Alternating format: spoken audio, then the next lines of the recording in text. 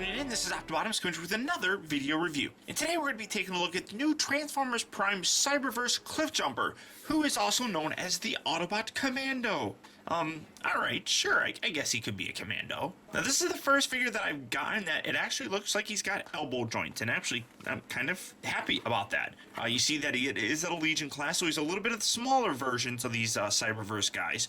But you also see that you can have a file card. It says right there, file card included, which means you can just cut this little piece off, and you can keep that if you want. Really kind of cool. Series 2, figure number 5 in the line. I really love the fact that they show the Autobots here on the actual Autobot figures. On the Decepticon figures, they show the Decepticons on the side. I think that's really cool.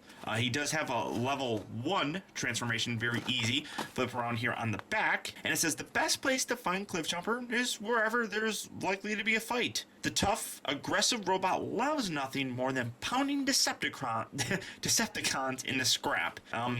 Except he lasted 1 episode, so I don't know how good his Decepticon pounding actually really is, but you can see ages 5 and over, muscle car mode, robot mode.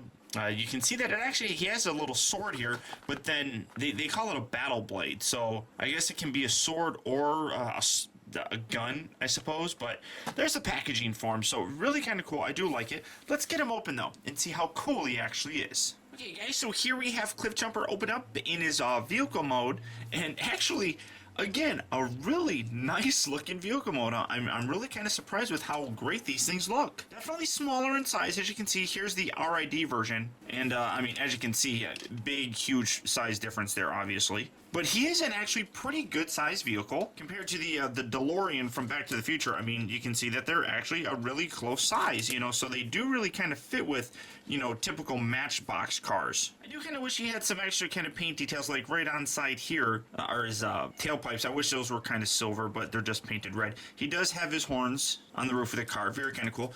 His I don't know, his cannon slash sword, whatever you want to call it, can fit on the side there, can fit on the opposite side as well, and it also can plug in the top of them right there, which just kind of looks goofy, I suppose. You can remove his tech specs, just it's a perforated edge, so you can just remove that, and you can collect these, and I really do like that. It really does kind of remind me of the old G1. For example, here's Runabout. I'm getting ready to do my my video review of the Runabout figure from the Transformer Collector Club, and I got my tech specs for that out. And as you can see, I do like the fact that you can cut these off on the old figures, and I like the fact that you can do that now with these new ones. I like that. It gives a little extra collectability to these figures. I wish that they would do it with other figures such as Deluxes or Voyagers, not just the small Cyberverse figures. Just transform them, just take this, remove that, set that off to the side, kind of separate these. Oh, well, I guess you're not supposed to pull the parts off of them when you transform them.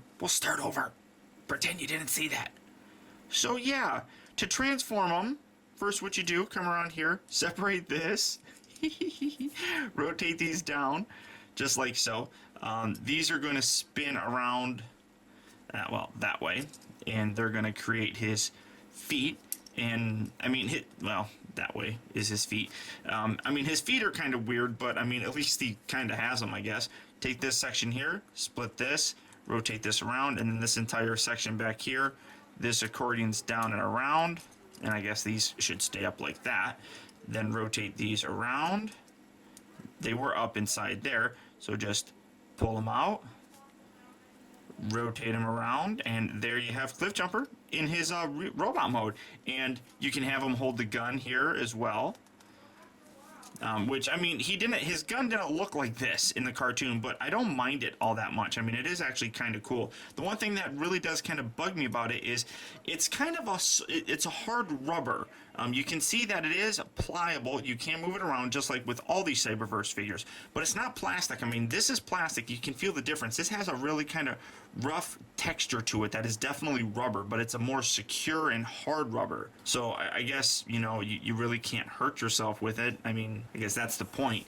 But in terms of the articulation on it, this one is absolutely the best. I just stuttered there. But it's definitely the best of the Cyberverse figures I've opened up so far.